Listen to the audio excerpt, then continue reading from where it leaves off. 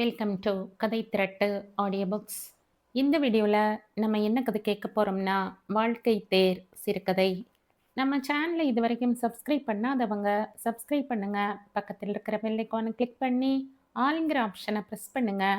So that நான் போடுற கதைகளை உடனுக்குடனே நீங்கள் கேட்கலாம். வாங்க கதைக்குள்ளே போகலாம். உடம்பு நடுங்கியது. கை கால்கள் ஓய்ந்து போயிற்று. தேகம் தொப்பலாக நனைந்தது. இருதய துடிப்பு இரட்டிப்பாகி மூச்சு வாங்கியது. எப்படி எப்படி இது நடக்கும்? இது என்ன சோதனை? வைத்தியநாத ஐயர் நம்ப முடியாமல் மீண்டும் மீண்டும் அதை தேடினார். கிடைக்கவில்லை. நாடி துடிப்பே நின்றுவிடும் போல் இருந்தது. வியர்வை பொங்கி வழிந்தது. நிச்சயமாய் அதை காணவில்லை. எங்கே போயிற்று? ஏ கிருஷ்ணா, இதென்னடா சோதனை? எதிரில் இருந்த விக்கிரகத்தை நோக்கி கண் கலங்க கேட்டார். பதில் கிடைக்கவில்லை. நகை பெட்டியை மூடி வைத்துவிட்டு கற்ப கிரகத்தை பூட்டிக் கொண்டு வெளிமண்டபத்தில் வந்து தள்ளாடியபடி தலையில் கை வைத்து கொண்டு உட்கார்ந்து விட்டார். எத்தனை நாழி உட்கார்ந்திருந்தாரோ? என்னாச்சு? சாப்பிட கூட வராம இங்கேயே உட்கார்ந்தாச்சு என்ற குரல் அருகில் கேட்டதும் தான் சுய நினைவுக்கு வந்து திரும்பி பார்த்தார். அவர் மனைவிதான். தையு நின்று கொண்டிருந்தாள். ஒன்னில்ல, என்னமோ நினப்பு என்று சொல்லிக்கொண்டே எழுந்து அவளோடு வீட்டுக்கு வந்தார். சாப்பாடு இறங்கவில்லை. சோற்றை அலைந்து கொண்டு நிலத்தை வெறித்து பார்த்த புருஷனை பார்த்த தையு முகம் சுருங்க அவர் அருகில் உட்கார்ந்தாள். அவள் கை நிலத்தில் கிடந்த விசிறியை எடுத்து விசிற ஆரம்பித்தது. முற்றத்தில் பெண் மீனாட்சி பெரிய அம்மியில் சர் சர் என்று மருதாணி அரைத்து கொண்டிருந்த சப்தம் மட்டும் கேட்டது. சாப்பிடாம அன்னத்தை எதுக்கு இப்படி அலைஞ்சாறது? என்ன யோசனை? தையு மெல்ல கேட்டாள், விசிறுவதை நிறுத்தாமல். மனசு சரியில்லை. என்கிட்ட சொல்லப்படாதா? அவர் அவளை ஏறிட்டு பார்த்தார். ஒரு கணம் பார்த்து கொண்டே இருந்தார். 30 வருஷமாய் சுவாசம் மாதிரி அவரே எல்லாம் என்றிருப்பவள் இவளிடம் சொன்னால் ஆறுதல் கிடைக்குமோ? அல்லது ஏதாவது ஒரு வழியாவது காட்ட மாட்டாளா? அவர் சாப்பிடாமலேயே எழுந்து சென்று கை அலம்பியதைக் கண்டு பதறிப்போனாள் தையோ. நான் எதுவும் கேட்டிருக்கப்படாது. அவள் விழிகள் கலங்கி குரல் பிசிறியது. இல்லடி தையோ, அன்னம் பிடிக்கலை, அதான் எழுந்துட்டேன். சித்த, அப்படி வரையா என்றவர் பூஜை உள்ளுக்கு அவளை அழைத்து சென்றார். சுவாமி முன்னால் கண் மூடி சற்று நேரம் உட்கார்ந்தார். மூடின இமைகளுக்கிடையே கோடாக கண்ணீர் கசிந்து வழிந்தது. தையோ பயந்து போனாள். என்னாச்சு? தையோ, கிருஷ்ணனோட மகர குண்டலத்தை காணல. தெய்வமே, எப்படி எப்படின்னா காணாம போச்சு? தெரியலையே தையோ, பல லட்ச ரூபாய் மதிப்பு வாஞ்சது. பெரிய ஏகாதசி அன்னைக்கு கூட எடுத்து போட்டனே, எங்க போச்சுன்னு தெரியலையே. எல்லா கோவில்லையும் நகையெல்லாம் சரியா இருக்கான்னு கணக்கு பார்க்கணும்னு கலெக்டர் உத்தரவு போட்டிருக்கார். சாமி கண்ணு 4 நாள் முந்தி சொன்னான். ஐயரே, அதிகாரிங்க எப்போ வேணும்னாலும் வருவாங்க, எங்கேயும் போயிடாதீங்க. நம்ம ஊர் கோயிலில் குண்டூசி கூட போட்ட இடத்துல தான் கிடக்கும். அதனால் சீக்கிரமே சோதனை முடிஞ்சிடும். எதுக்கு சொல்கிறேன்னா, பொண்ணுக்கு கண்ணாலம் வச்சுருக்கீங்க, உங்களுக்கும் 1000 வேலை இருக்கும். அதுக்கு தான் முன்கூட்டியே சொல்லி வச்சேன் நான். அப்போ கூட நான் பார்க்கலை. அதுக்கு மறுநாள் தான் சரி, அதிகாரிகளுக்கு வசதியாக கணக்கு பிரகாரம் எல்லாத்தையும் வகை வகையாக பிரித்து வச்சுடுவேமேன்னு பூஜை முடிஞ்சு எல்லாரும் போனப்புறம் நகைப்பெட்டியை திறந்து பார்த்தேன். மகர குண்டலத்தை மட்டும் காணோம். பகீர்னு இருந்தது.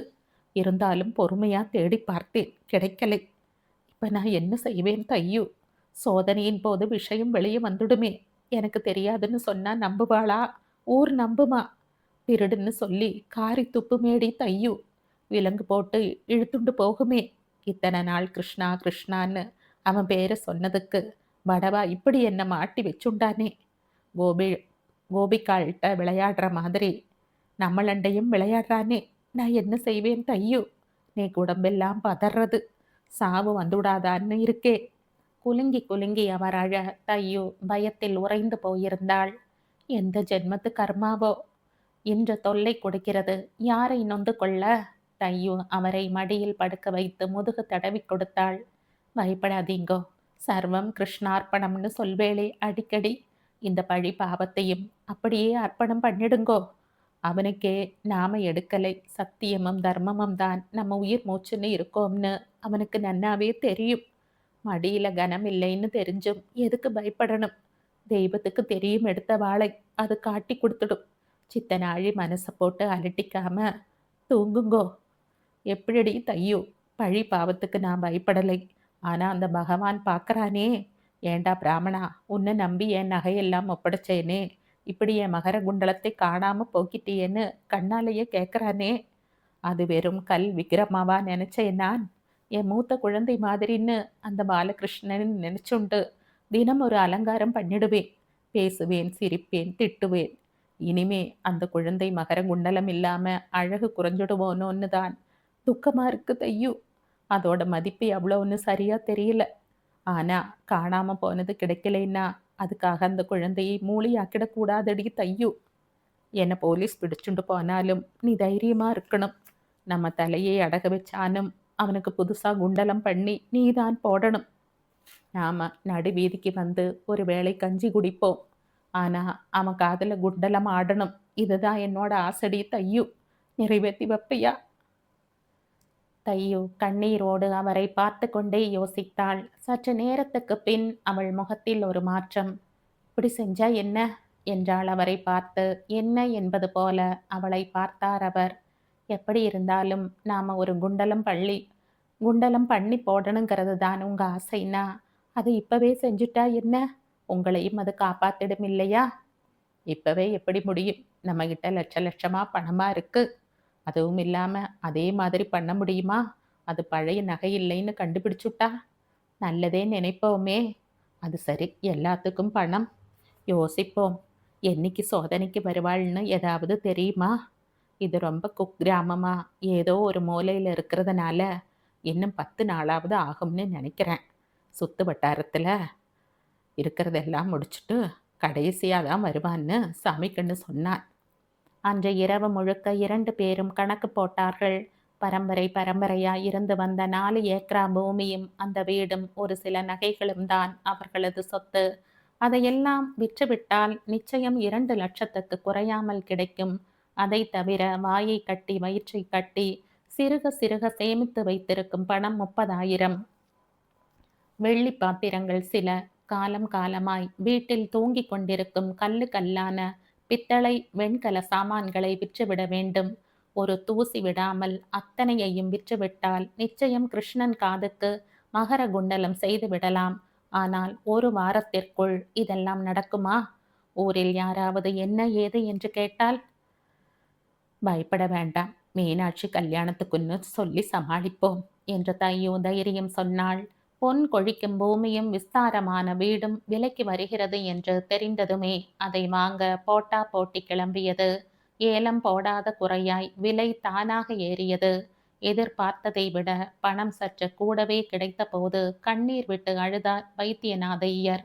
பணத்தை எடுத்துக்கொண்டு மெட்ராஸ் வந்து தனக்கு தெரிந்த நெருங்கிய பழக்கமுள்ள ஒரு ஆசாரியிடம் மட்டும் எதையும் மறைக்காமல் உண்மையை கூறி அழுது தன் முடிவையும் கூறி பணத்தோடு தான் வந்திருப்பதையும் சொல்லி அவர்தான் மகர குண்டலத்தை இன்னும் ஒரு வாரத்தில் செய்து தர வேண்டும் என்று மிகவும் இறைஞ்சி கேட்கவும் அந்த ஆசாரி அவரை ஆஸ்வாசப்படுத்தி உட்கார வைத்தான். ஐயரே, எத்தனை காலமா உம்மை பத்தி எனக்கு தெரியும். உமக்கு போய் இப்படி ஒரு சோதனை வரணுமா? அவன் கோயில் நகையை கட் பண்ணி பூஜை தட்டல்ல வச்சு கடத்துறானாம். நீ செய்யாத திருட்டுக்கு பரிகாரம் பண்ண வந்திருக்கையே, ஆச்சரியமா இருக்கு சாமி. ஆனா ஒண்ணு, நீ கவலைப்படாம போ. உனக்கு அதை விட ஜோரா ஒரு குண்டலம் பண்ணி தந்து உன்னை காப்பாத்த நான் ஆச்சு. நீ தைரியமா போ ஐயரே. அவன் தைரியம் சொன்னதும் மூச்சு குழலை அடைத்திருந்த ஏதோ பொருள் சட்டென்று கரைந்தாற்போல் இருந்தது. அந்த க்ஷணம்தான் தினந்தோறும் ஆராதனை செய்த கிருஷ்ணனே அந்த ஆசாரி வடிவில் தெரிய சிலிர்த்து போனார். பழைய மகர குண்டலத்தின் வடிவமைப்பை பற்றி விபரமாக சொல்லி வரைந்து கொடுத்தார். அதில் பதிக்கப்பட்டிருந்த விலை உயர்ந்த கற்களை பற்றியும் சொன்னார். ஐயரே, நமக்கு அந்த ஊர் தானே. நான் தான் சிறு வயசுலயே பட்டணம் வந்துட்டேனே பழப்புக்காக. ஆனா அப்பாரிகிட்ட ஒரு பழக்கம், எந்த ஊரா இருந்தாலும் சரி சாமி நகையெல்லாம் அவருக்கு அத்துப்படி. அதையெல்லாம் பொழுதுபோக்கா வரைஞ்சு வச்சிடுவாரு.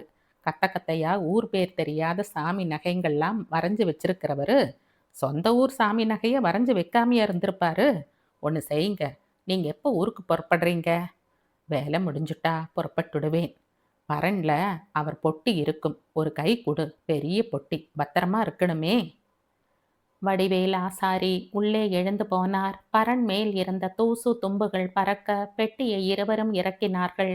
கற்றை கற்றையாய் பழுப்பேறி இருந்த டிராயிங் அட்டைகளை சணல் கயிறு கொண்டு கட்டி வைத்திருந்தது. சிதம்பரம் நடராஜர், கன்னியாகுமரி அம்மன், வைத்தீஸ்வரன் கோயில், பழனி முருகன், சமயபுரம் மாரியம்மன், மதுரை மீனாட்சி என்று விபரமாக சாமி பெயர்களை எழுதி நகைகளை மட்டும் மிக நுணுக்கமாக வண்ணத்தில் கண்ணை பறிக்கும் அழகோடு வரைந்திருந்தார் ஆசாரியின் அப்பா. அப்பப்பா, மனிதர்களில் சிலருக்குத்தான் எத்தனை வித திறமைகள் என்று வியந்து போனார் வைத்தியநாத ஐயர். வடிவேல் ஆசாரி சொன்னது போல் அவர்கள் நம்பிக்கை வீண் போகவில்லை. கொட்டியூர் கிருஷ்ணன் என்ற பெயரை போட்டு அவர் வரைந்து வைத்திருந்த ஆபரணங்களில் கிருஷ்ணனின் மகர குண்டலம் உயிர் பெற்று ஆடுவது போல் ஜொலித்தது. இதேதான், இதேதான் என்று சின்ன குழந்தை போல கத்தினார் ஐயர். வடிவேல் ஆசாரி அந்த அட்டையை பத்திரமாக தனியே எடுத்து வைத்தார். நகை சிறிது சிறிதாய் உருவானது. ரத்தினங்களை தானே பார்த்து பார்த்து வாங்கி வந்தார் ஆசாரி. ஆனால் கொண்டு வந்த பணமெல்லாம் கரைந்து மேற்கொண்டு 50,000 தேவை என்ற நிலை ஏற்பட்ட போது மலைத்து போனார் ஐயர். மீண்டும் ஊருக்கு வந்தார். தையுவிடம் விபரம் சொன்னார். யோசித்தார்கள். மீனாட்சி கல்யாணத்துக்கு ஒன்று பண்ணி வச்சிருக்கிற 6 பவுன் நகையும் கல்யாண செலவுக்கு வச்சிருக்கிற 30,000 தான் இருக்கு. வேற ஒரு குந்துமணி தங்கமோ பைசாவோ இல்லையே என்ற தையு கண் கலங்கினாள். வைத்தியநாத ஐயர் யோசித்தார். அதையெல்லாம் கொண்டு வா தையு. ஏன்னா அது என் பொன் கழுத்துல தாலி ஏறணும்னு யோகம் இருந்தா ஏறும். ஆனா கிருஷ்ணன் காதுல குண்டலம் ஏறியே ஆகணும். நீ எல்லாத்தையும் எடுத்துண்டு வா சொல்றேன் என்று அவர் உறுதியாக கூறினதும் வேறு வழியின்றி உள்ளே சென்றாள் தையு. மீண்டும் பட்டினத்துக்கு புறப்பட்டார் ஐயர். நகை ரெடியாகிவிட்டது. அதன் அழகு கண்ணை பறித்தது. பூஜையில் வைத்து பெட்டியில் போட்டு கொடுத்தார் ஆசாரி. வயதில் சிறியவர் என்றும் பார்க்காமல் சாஷ்டாங்கமாக தன் காலில் விழுந்து கலங்கிய ஐயரை பதற்றத்தோடு தூக்கி நிறுத்தினார். என்ன ஐயரே, உமக்கு முன்னாடி நான் தூசியிலும் தூசி. நீங்க போய் என் கால்ல கிளம்புங்க ஐயரே. நகை பத்திரம். உம்ம நேரம் சரியில்லை. பத்திரமா கொண்டு போங்கோ என்று வழி அனுப்பி வைத்தார். அவர் ஊருக்கு திரும்பி 10 நாள் கழித்துத்தான் அதிகாரிகள் வந்தார்கள். சோதனை முடிந்து அனைத்தும் சரியாக இருப்பதாக எழுதி எடுத்துக்கொண்டு அவர்கள் சென்றதும் கிருஷ்ணன் காலடியிலேயே சாஷ்டாங்கமாக விழுந்து குலுங்கி குலுங்கி அழுதார். அதற்கடுத்த மாதம் வந்த கிருஷ்ண ஜெயந்தி அன்று மகர குண்டலமாட தேஜோமயமாக நின்றிருந்தான் கொட்டியூர் கிருஷ்ணன். ஆனால் மீனாட்சி கல்யாணம் மட்டும் பணம் இல்லாத காரணத்தால் நின்று போனது. வீட்டை வித்து நிலத்தை வித்து ஐயர் கல்யாணத்துக்கு நகையும் சீரும் செனத்தையும் வாங்க போனப்போ வண்டியில பறி கொடுத்துட்டாரு தெரியாதா? அதான் பொண்ணு கல்யாணம் நின்னு போச்சு என்று ஊரில் வதந்தி பரவியது. என் பழி பாவம் சுகம் துக்கம் கஷ்டம் நஷ்டம் எல்லாம் உனக்கே அர்ப்பணம். பார்த்த சாரதி நீ. என் வாழ்க்கை தேரை இழுப்பவன் நீ. நீ இழுக்கும் புறமெல்லாம் வரவேண்டியவன் நான். நீ நல்வழி காட்டுவாய். அந்த நம்பிக்கை என்னை காக்கும் கண்ணா. இப்படி நினைத்தபடியே விடியும் என்று அவர் காத்திருக்கிறார் நம்பிக்கையோடு.